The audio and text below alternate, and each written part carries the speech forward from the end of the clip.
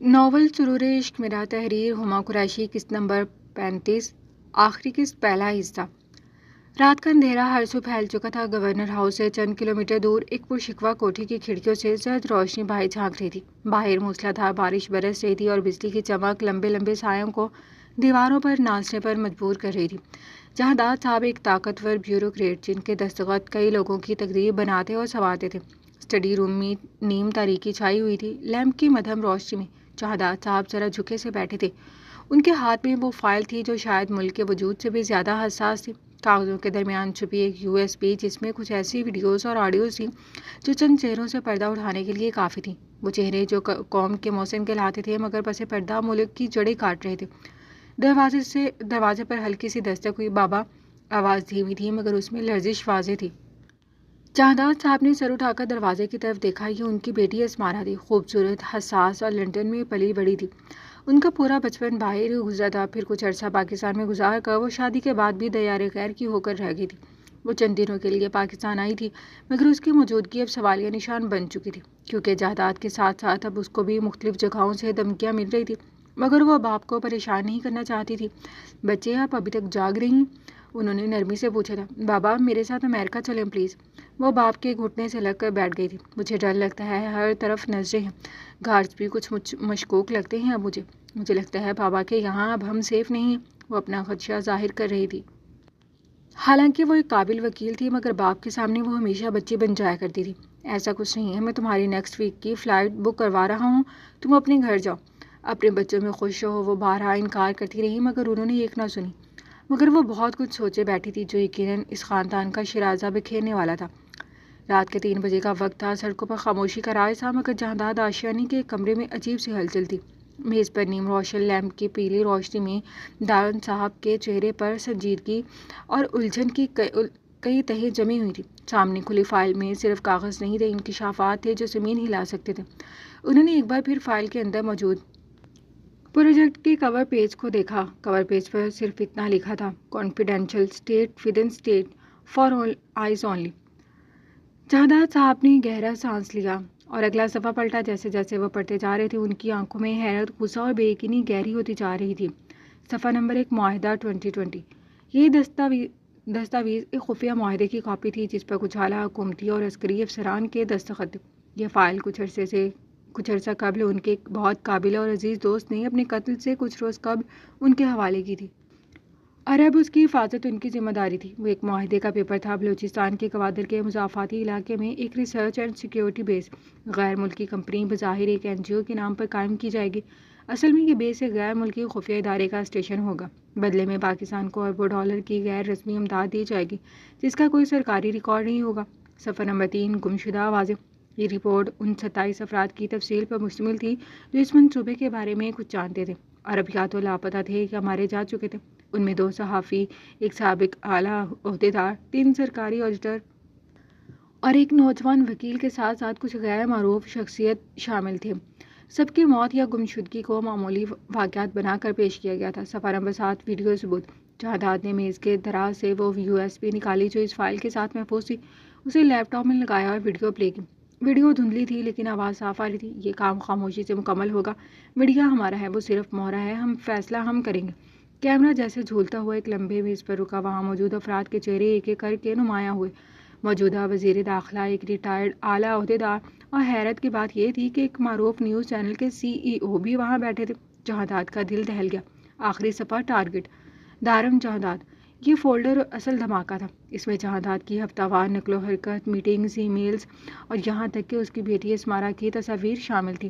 ایک فکرہ نمایاں تھا مگر یہ کیسے ممکن تھا؟ یہ فائل اور USB تو سال بھر سے ان کے لاکر میں سیو تھی۔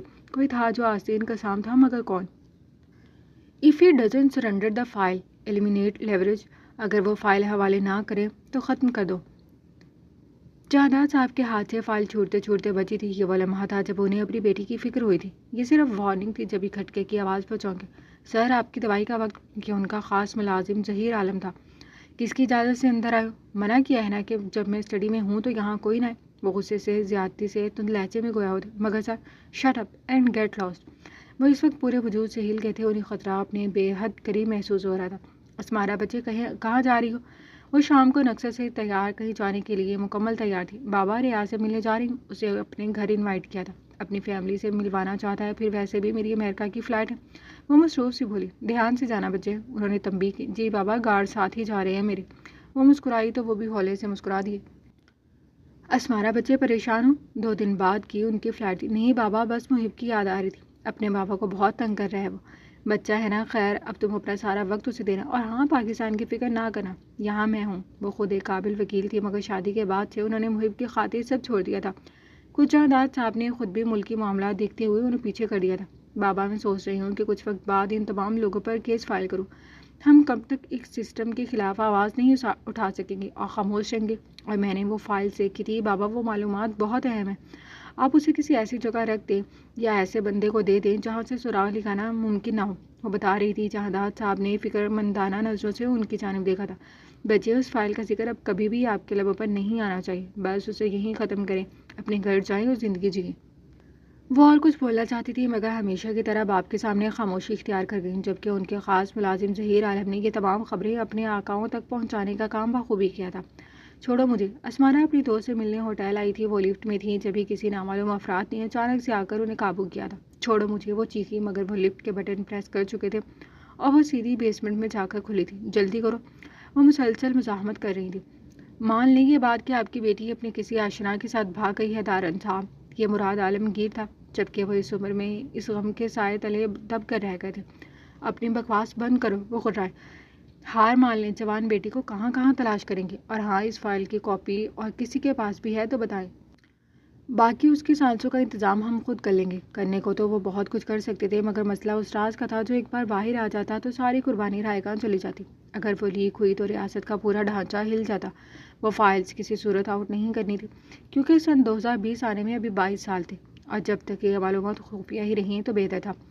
کراچی کی سڑکوں پر ہلکی ہلکی بوندا باندی ہو رہی تھی، بارش کے قطروں نے آسمان کو اداس کر دیا تھا۔ شہر کا پوش علاقہ ڈیفینس فیزیٹ آج کچھ زیادہ ہی سنسار محسوس ہو رہا تھا۔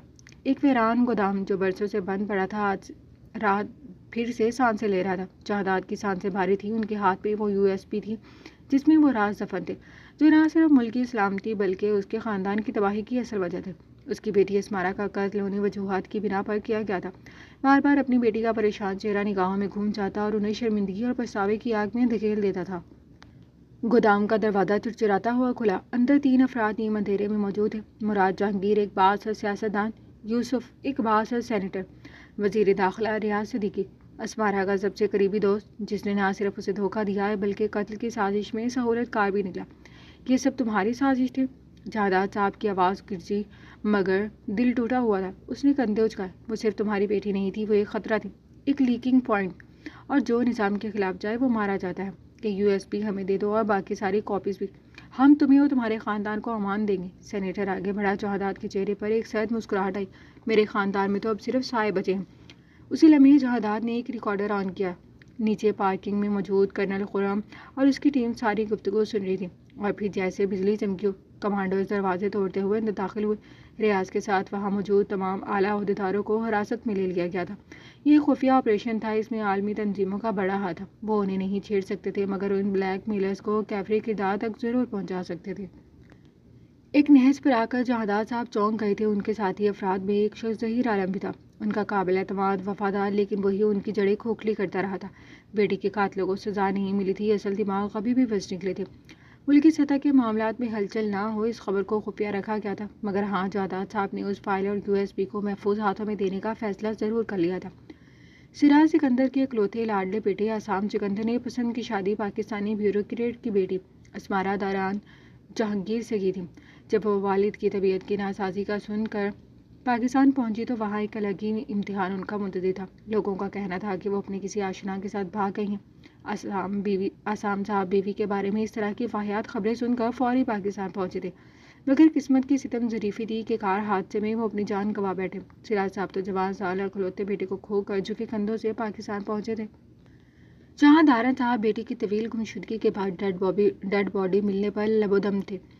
محب کو سینے سے لگائے وہ کتنی ہی دیر روتے تڑپتے رہے تھے، اور پھر سردیوں کی سرد راتوں میں سے ایک میں وہ اپنی تمام تر جائیداد اور خاندانی ورثہ اور کچھ کاغذات کی مکمل حفاظتی تدابیر کے ساتھ محب کے نام منتقل کرتے جہان فانی سے رخصت ہو گئے تھے۔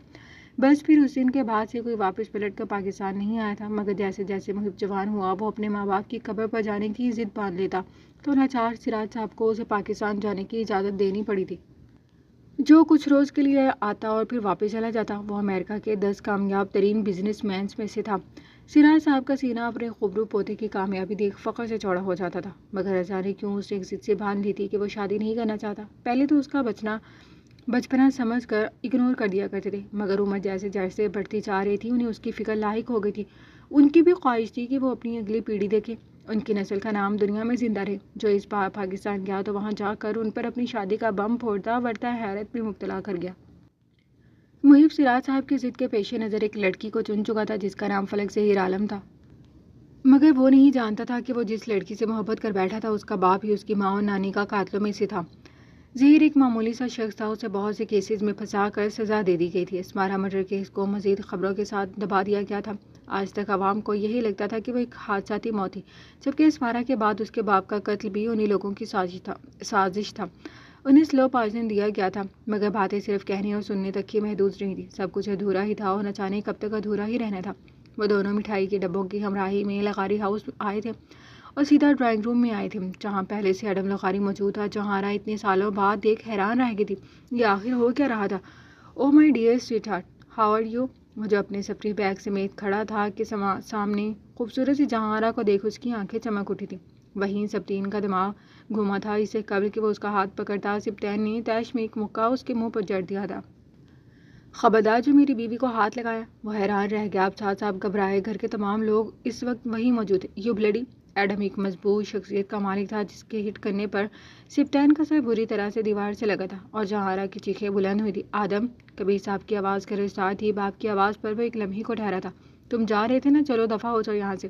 بابا جان اس کو اس کے حصے کی جائیداد دے، یہ بدبخت ہمارے گھر کی بچیوں پر گندی نظر ڈال رہا ہے۔ اب وہ باپ ہو کر کس کرب سے بولے تھے کہ صرف وہی جانتے تھے۔ یس آف کورس، میں بھی یہی کہہ رہا ہوں ایک ماں سے کہ مجھے میری پراپرٹی ہینڈ اوور کریں اور رکھیں اپنے پاس اپنا یہ سامان۔ اب صاحب نے ضبط سے کام لیا تھا، مگر ضبط کے سوا اب کچھ نہیں ہو سکتا تھا۔ ان کے خاندان کی بڑی اولاد نہ صرف ملحد ہو گئی تھی بلکہ وہ تو آدم رہا ہی نہیں تھا۔ اسرم! انہوں نے پوتے کو آواز لگائی، جی دادا جان، میری ٹیبل پر سے فائل لے کر آؤ۔ وہ خاموش کھڑا تھا، البتہ اب صاحب کے اشارے پر جہارا سبطین کو زبردستی اپنے ساتھ روم میں لے کر گئی تھی۔ یہ پکڑو اور ہمیشہ کے لیے یہاں سے دفع ہو جاؤ۔ وہ استہزائیہ مسکراتا ہوا وہاں سے ہمیشہ کے لیے نکل گیا تھا۔ یار پری، کیا ہو گیا ہے؟ تم اتنی پریشان کیوں رہتی ہو؟ وہ اس وقت باہر کھانا کھانے آئے تھے، مگر پریوش مسلسل پریشان تھی۔ آپ کو نہیں پتہ تیمور، ہمارے قبیلے کے لوگ جب تک اپنا بدلہ نہیں لیتے سکون سے نہیں بیٹھتے۔ پہلے بھی انہوں نے آپ پر حملہ کیا تھا۔ تیمور نے گہری سانس لی تھی۔ اگر زندگی ہوئی تو موت خود زندگی کی حفاظت کرے گی، اور اگر موت آنی ہوئی تو وہ کہیں بھی کبھی بھی آ جائے گی۔ پریشان ہونا چھوڑ دو۔ اس نے اس کا نرم ہاتھ تھام کر اسے ریلیکس کیا تھا۔ المیرا ڈارلنگ، کم آن، تمہارے ڈیڈی اس وقت غصے میں، غصہ اترے گا تو وہ خود تمہیں آن کرے گا کہ امریکہ ہے میری جان، یہاں کوئی تم سے اس بچے کے بارے میں سوال نہیں کرے گا، جسٹ ریلیکس۔